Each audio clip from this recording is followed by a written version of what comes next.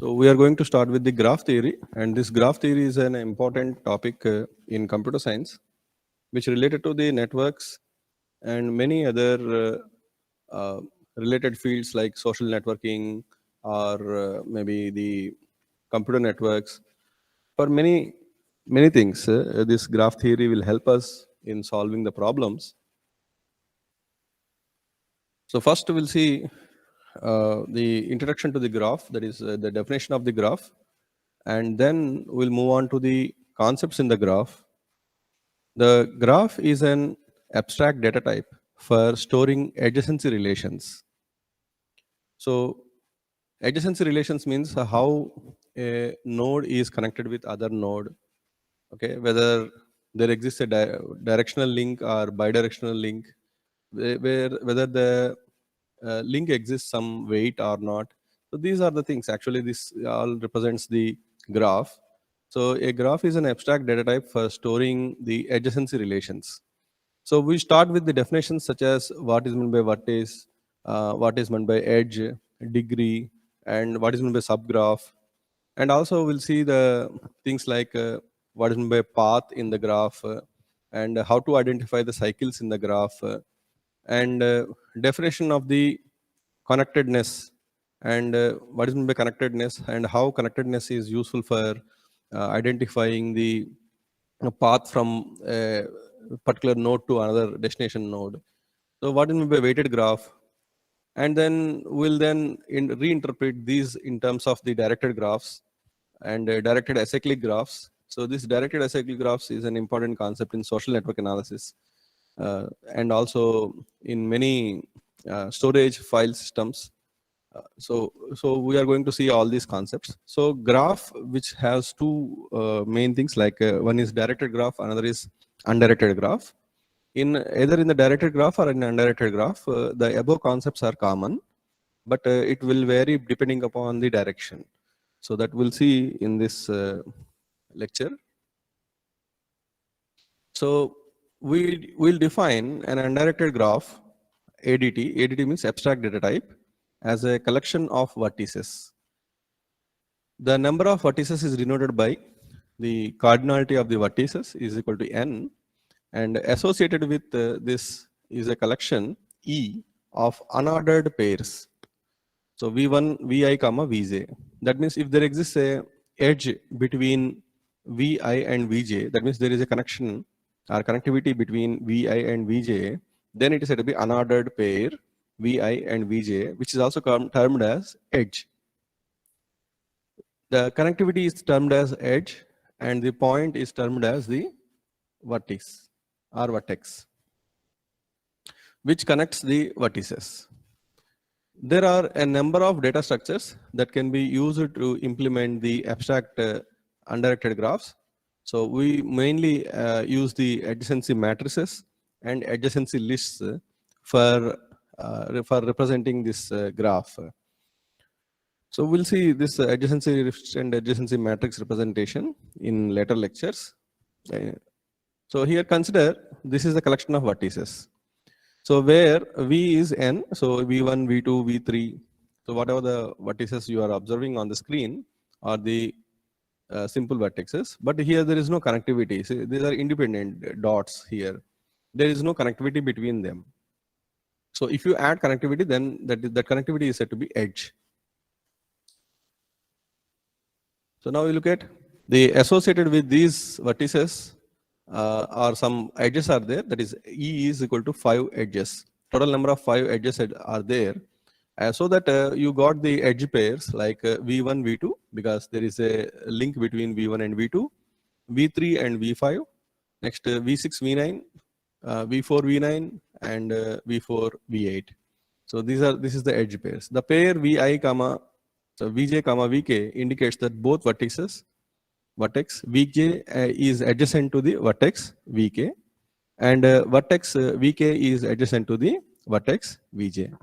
So this is the way we used to represent the edges. So undirected graphs, we will assume in this course that a vertex is never adjacent to itself. because if it is a vertex is having an edge to itself, means it's a self loop, we can say. That means you are going there itself, there itself. So for example, v1 comma v1 will not define an edge because it is pointing to itself only. So that is the reason the maximum number of edges in an undirected graph will be like this. The number of edges is less than or equal to v2, vc2, that is v into v minus 1 by 2 is equal to order of number of vertices square. So that is the maximum possible number of edges that can be available, that can be possible in an undirected graph is the order of v square, that is vertex square. If vertices are 10, maximum number of edges possible are 10 square, which is 100. An undirected graph in which you have this edge pairs, and this is another example, A, B, C, D, E, F, and G. So here G is not connected with the rest of the vertices, and here are the 9 edge pairs are there.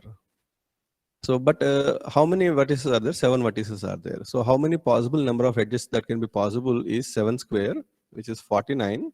But here maximum 9 edges were defined in this graph. While coming to the degree of a vertex is defined as the number of adjacent vertices. So degree means that is how many connected vertices are there from a vertex. That is what thing called degree is. So degree of A is equal to degree of D is equal to degree of C is equal to 3. The reason is A is connected with B, E, and D.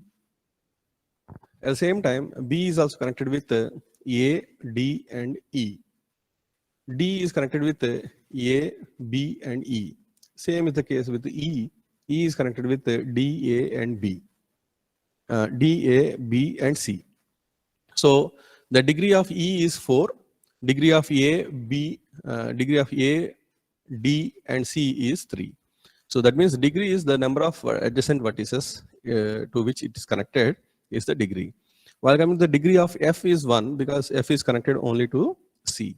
While coming to the degree of G is 0. So because G is not connected with any vertex. So those vertices adjacent to a given vertex is called its neighbor. So these are the terminologies one must remember, and these terminologies will be continuously used in the rest of the algorithms that we define on the graph. While coming to the subgraph, a subgraph of a graph is a subset of the vertices and the subset of the edges that connected the subset of vertices in a original graph. For example, if you look at the A, D, E, B, C, F, and G. So we can say this is a subgraph of the original graph that is previously we have seen this one. So this particular graph is said to be, we can say this is a subgraph of this original graph because here it is representing part of the entire graph. So it is not representing all edges, but a few edges it is representing, and the edge vertices. So that is the reason it is said to be subgraph. Next one is a vertex included subgraph. So a vertex included subgraph is a subset of the vertexes where the edges are all edges in that original graph that originally in the main graph. So here A, D, E, C is there, and A, D, E, C is there. B is not there, F is not there, G is not. But G is there in this subgraph, but remaining F and B is not there. No problem. But still, it is a part of the graph. So in such cases, if all vertices are not included and few vertices are included in a graph, then it's said to be the vertex included subgraph. Next, we'll move on to the path. So a path is in an underrated graph. undirected means there is no direction. You can go from, if you consider a graph like this, we can move from A to B as well as B to A. So this is a two directional. That is, you can move from A to B as well as B to A. So this is called undirected. There is no direction. So that means if there exists, if you move from point A to point B, that means the path again from B to A is also possible. If I have kept an arrow mark like this, then it is said to be direction graph. That means you can move only from A to B like that. So a path in an undirected graph is an undirected sequence of vertices V0, V1, V2, and so on up to Vk, where Vj minus 1 comma Vj is an edge for j is equal to 1 to k. Termed a path from V0 to Vk. The length of this path is k. So for this, we'll see an example. A path of length 4. Here, the vertices included are A, B, E, C, and F. So how many number of edges are there in this path? 1, 2, 3, and 4. The reason is A to B is one edge, and B to E is another edge, E to C is another edge, and C to F is there exists another edge. So that is since 4 edges are available, so the path length is 4. And the path, for example, A to F. So you can reach A to F via B, E, C, F, or A to D, A to E, E to B, B to C, and C to F, or A to D, A to E, A to E to C, and C to F.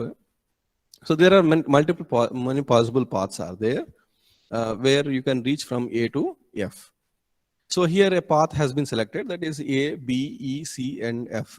So the number of edges included in this path are 4. So hence the path length is 4. The same technique we always use in our computer networks. Consider A is the source computer and F is the destination computer. Usually computer will be identified via its IP address. So A is a computer which is having an IP address. If you want to send some data to F, which is having some IP address, so it will choose always the shortest path. Always a routing algorithm will choose the shortest path to reach to the destination. So routing is the process of identifying the path between source to destination. For example, if there exists an obstacle at B, or B is unable to forward the data, then what it will do is there may be a routing protocol available. So A may choose another path instead of B. A may choose D, then D may send to E. So anyhow, D may be knowing that what is the neighbor. So what is the neighbor of D, B, and E? So since there is a problem at B, so it may forward to E. So E know that it has received from D, and if E knows that B is having some problem, then it may forward to C. So C may send to F. So this is the general way of selecting the path in the computer networks for sending the data from source to destination. So this is in the unidirectional graph. In an undirected graph, the number of edges between the source to destination is considered as the path length. While coming to this A, B, E, C, B, D. So this is a kind of path A, B, E, C. Again B is visited and then going to D. So this is path length 5. So a trivial path of length 0. So here a trivial path of length 0 means what is the distance from the same node. So the distance from the same node is 0 only. Because you look at here, the red symbol, red point was indicated here. It's called trivial path. Trivial path means from the same vertex to the same vertex. So what is the path, what is the length between the same vertex to the same vertex is always 0. So because there is no edge between this. If there exists a self loop, then also it is, that means the data is going on to the same vertex. So obviously, if you have a path, that is, if you have a undirectional edge like this, then only the length will be counted. So this is, if you have represented like this with the same, for the same vertex, then it is said to be trivial path, and always the trivial path length will be 0. Simple path, a simple path has no representation, no repetition other than perhaps the first and last vertices. So when I come to these, whether this path is a simple path or a normal path. So this is a simple path because from source to destination there is no repetition. A, B, E, C, F only. But here A, B, E, C, again B visited, and then gone for D. So it is not a simple path. It is a non-simple path. So while coming to this, it is a simple path because from the source to destination we have a unique pair of edges. So a simple path has no repetitions other than perhaps the first and last vertices. A simple cycle is a simple path of at least 2 vertices with the first and last vertices equal. So these definitions are not universal, but it is an assumption, or you can say for understanding purpose, we give the definition like this. A simple cycle means obviously you are supposed to visit the same point. Sometimes you look at here in this A to B, E to C, and C to B you have traversed. So already you visited B and again coming to the B. So B, E, C, again B. So it is forming a cycle. So in the entire path, this is forming a cycle. So that is what the called cycles problem is, because otherwise what will happen if there is no mechanism to get out of this cycle? So always the data or the packets will be flooded only in that cycle. So thereby it never reaches the destination. So that is the reason we try to avoid the cycles in the transferring of the data from source to destination. So for that purpose, we used to observe the cycles and we try to remove the cycles, or we try to avoid the cycles. So a simple cycle is a simple path of at least 2 vertices with the first and last vertices equal. So here, this is what is called simple cycle. Now, we'll move on to the connectedness. Connectedness means 2 vertices Vi, Vj are said to be connected if there exists a path from Vi to Vj. So a graph is connected if there exists a path between any 2 vertices. While coming to the connected graph, here all the vertices in this graph has been connected with another graph. There is no independent pair of vertices. So that is the reason this is said to be connected graph. So the 2 vertices Vi, Vj are said to be connected if there exists a path from Vi to Vj. A graph is connected if there exists a path between any 2 vertices. You pick up this vertex and this vertex. Do you find any path between this vertex and vertex? Obviously, this is the path you can go through to reach the this particular vertex. For example, if I have taken this vertex and you take this vertex, so is there any path between this? Obviously, this is the path with which you can move on. But in case of the second graph, if you look at, you cannot reach this path from this. So because there is no connection between this one and this one. So whenever I have removed this edge, this particular edge from this vertex to vertex and this vertex to this vertex, so automatically this entire graph was disconnected. So that is, we can understand that these 2 edges are very important. These 2 edges should not be disconnected. If these 2 edges are being disconnected, then the entire network will be disconnected into one or more subnets. So that is what we are trying to analyze in computer networks also. We try to identify which route is important, and that route must be safeguarded. Otherwise, if that route was broken or link was broken, then the data cannot be transferred to the rest of the computers. So this is what we call connectedness checking. We have some algorithms to check the connectedness that we'll see afterwards. So far we have seen the undirected graphs. where we have not mentioned any weight on it. Now we'll see weighted graphs. So weighted graphs is nothing but a weight may be associated with the edge. So far in the underrated graphs that we have seen, there is no value attached to the edge. Whether there exists an edge or not, this is the only thing we have observed.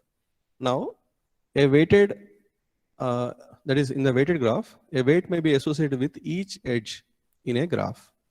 This could represent distance, energy consumption, cost, etc. in many circuit diagrams, especially in the case of electronic circuits or electrical circuits. They used to represent the circuit as a graph, and the connection, whatever they make from one component to another component. For example, if a resistor is added between one component to another component, that resistor may be having some capacity like 5 ohm resistor or 10 ohm resistor. Okay, so this kind of resistance may be added. So that resistance is considered as the weight between the connection. That is weight on the connection. So like that, the electrical and electronic circuits, sometimes the computer network circuits may also be considered, computer network diagrams may also be considering this particular weight as the factor.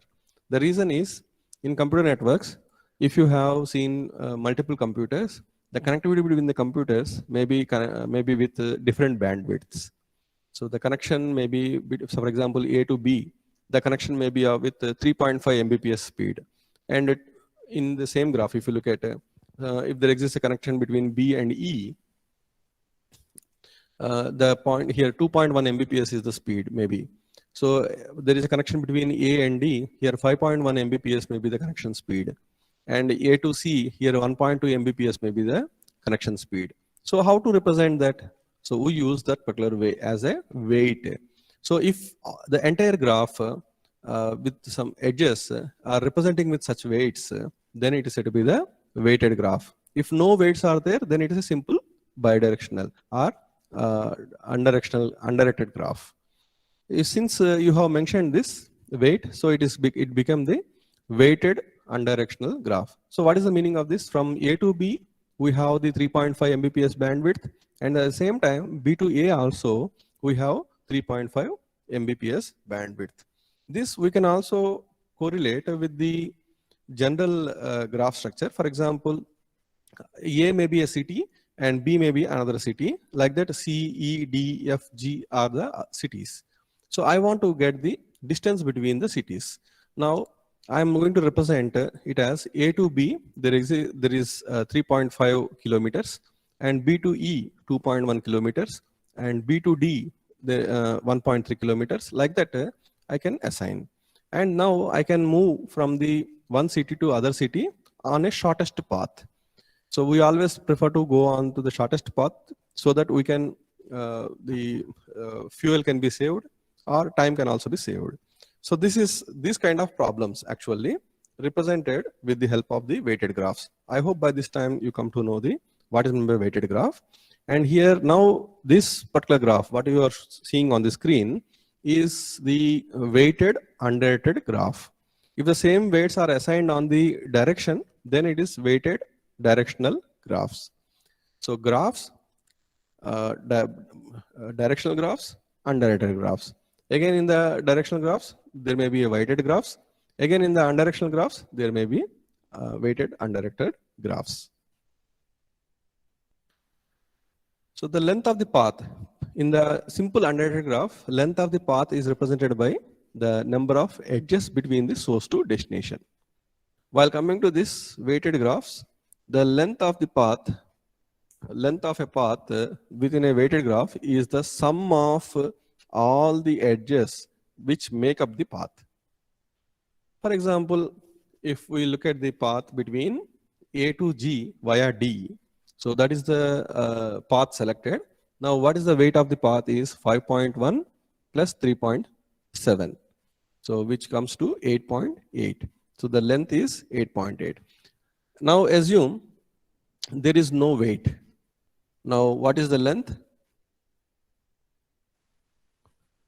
So in case if it is not an weighted graph, then the length between A and G is 2. That is the number of edges between A and G connecting the path. So that is what the unweighted graph is. In case of weighted graph, the length is now as calculated on the screen, that is 5.1 plus 3.7, which is 8.8. Different paths may have different weights because the weights are not equal on all the edges. Hence, as you change the path, the weight changes.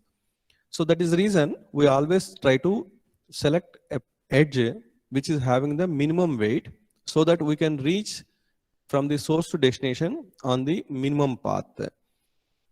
Okay, minimum length of the path. So if you look at A, C, F, and G, the path length will come to 7.1 instead of going to A, D, and G.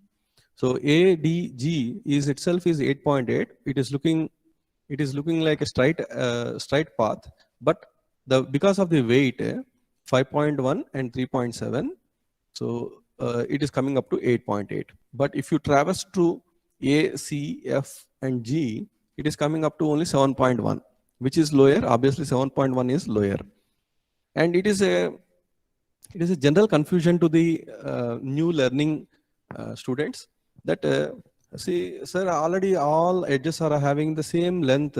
Why you are going to go in this path?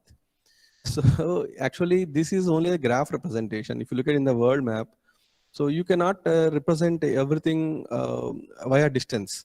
The distances may be different, but what they used to do is they will give some length like this, dotted lines and straight lines, and simple dots like that. And finally, at the end, they will mention that direct line means the highways, and with some dotted lines means the railway lines. Like that, some mention will be given, and every inch will be counted as this many kilometers. Like that, some will be given. So that means if you want to represent a complex network, you cannot represent exactly that much distance or that much length. So that is the reason, even though you have a small edge also, but if you have the number on that edge, then you have to consider that is the distance or that is the weight between the vertex 1 and vertex 2. Like that, you are supposed to consider. This is the most common question will come to many minds, many students. So this is because when you are going to learn the graphs for the first time, after looking at that, you will see that all are having the same length edges. You see, look at from the A to B also same length is there, B to D also same length is there. Why you are going to represent with different numbers? This kind of questions may arise. Actually, this number is nothing but the distance or the weight that you have assigned to this. This is what they called the edge. So for the compactness of the graph, we used to write the edge like this, but we are always supposed to maintain, or we are supposed to take the value which is there on the edge as for the calculations. So I hope by this time you come to know this. If anyone have this doubt, this may be cleared. I think so. So always don't consider the length of the edge that you are seeing on the screen or on the paper, but always consider what is the value indicated on the edge.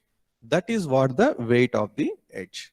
It may be represented with respect to the application area. If you are seeing in the for the traveling or some other tourism kind of graphs, so obviously it will be considered as the distance. Okay. If you might have taken the electrical circuits or electronic circuits, that may be represented as resistors, maybe capacitors, maybe any other thing. In case of computer networks, it may be considered as the bandwidth or maybe any other related component or related units. So like that, whenever an edge consisting of some number, then you consider it as a number and it's a weight only. Don't think about the length of the edge drawn on the screen or on the paper. Okay. So this is the general idea. This is the general question will be raised in the minds of the beginners. So this may be rectified. I think many may be having this kind of idea, this kind of doubt. So I think this doubt may be cleared. So the problem here find the shortest path between two vertices. Here, shortest path from A to H is ACFDEG with the length 5.7.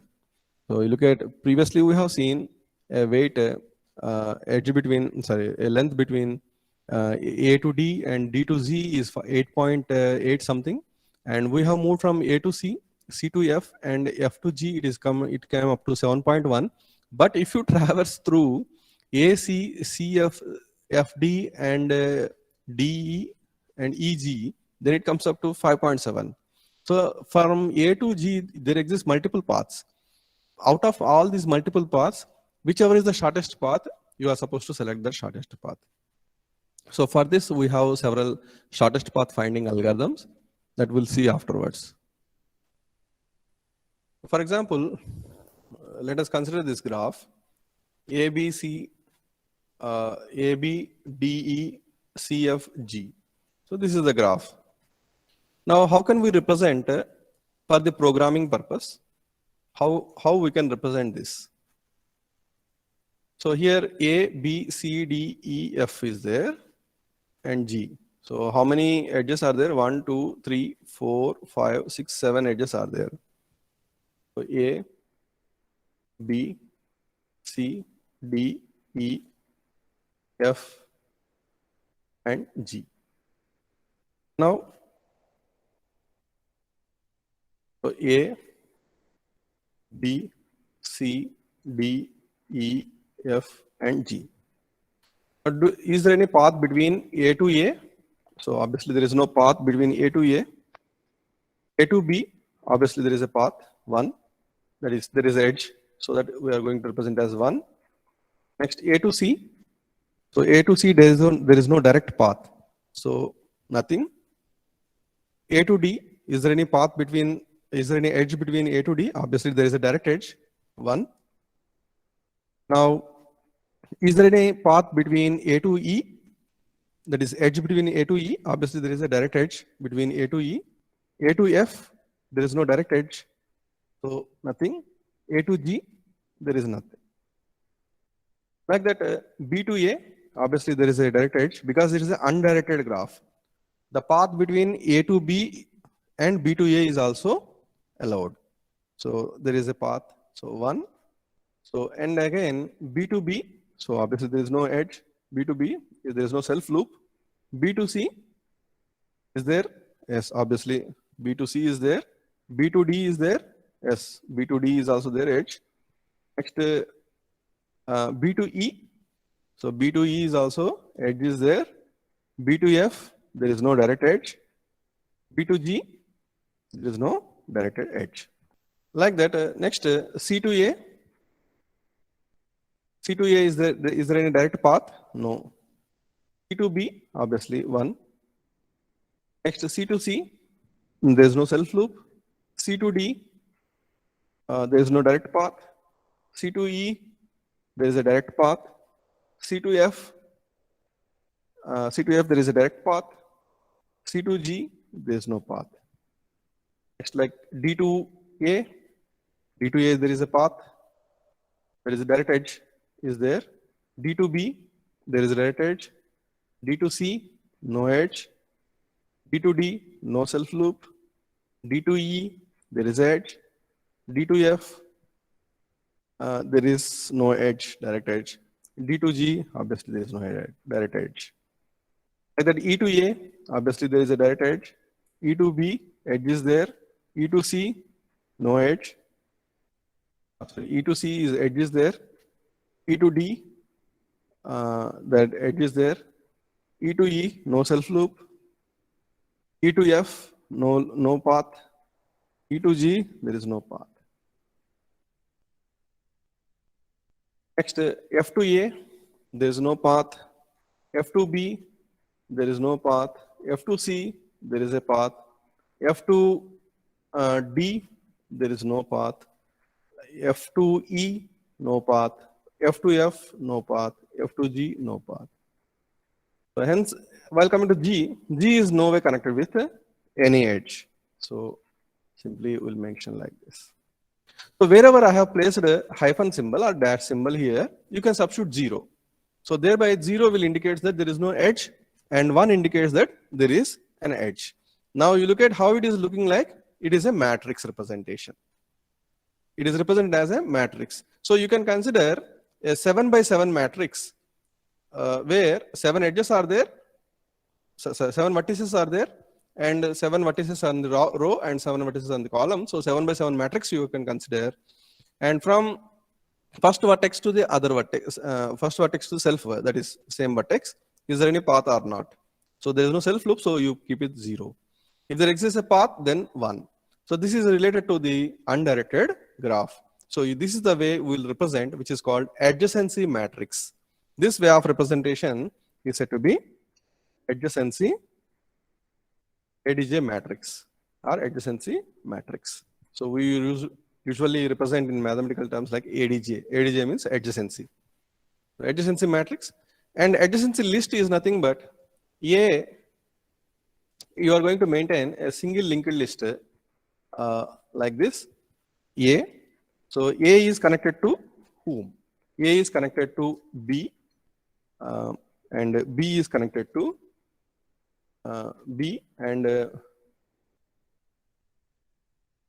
other edge, so other vertex it's connected to is D, and other vertex it's connected to is E. So next, like this, B is connected to A, then C, then D, then E.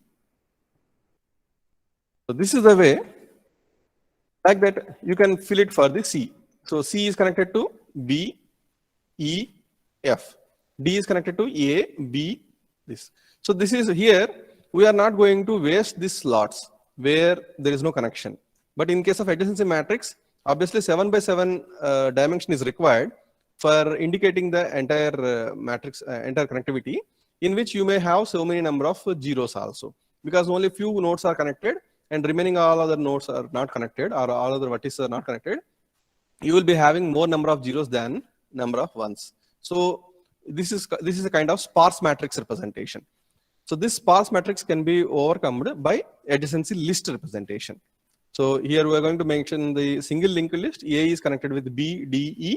Next, B is connected with A, C, D, E, like this. Next is C is connected with B, E, and F. Like that, we make the connection. So adjacency matrix representation is this one, the above one, and the below one is adjacency list representation. So majorly, we used to use the adjacency matrix representation because matrix operations, we can make it very faster and we can program it easily also. The one who are good in the linked list related programming, then they may use this adjacency list representation. Now, what is the case if weights are there? So whenever these weights are there, obviously you are supposed to place the weight instead of simply edge 1. So here A to B weight is there. So one has to place instead of 1, 3.5 is the value you are supposed to place. Like that, B to E. So if there is an edge, so obviously there is an edge between B to E. So instead of B to E, you are supposed to place 2.1. Like that, the entire matrix must be filled. So wherever there is no edge, there is no connectivity, there you are supposed to place 0 or infinity something. So infinity means some large number you take and you can substitute in that matrix. Otherwise, you are supposed to place the corresponding weight under this matrix. So A to B instead of 1, since weight is available, so 3.5, which the weight is available on the edge, that must be placed. This is the weighted graph representation in terms of the adjacency matrix and adjacency list. I hope by this time you come to know the undirected graph and weighted graph, what are the terminologies used, and how to represent the graphs in terms of adjacency list and adjacency matrix.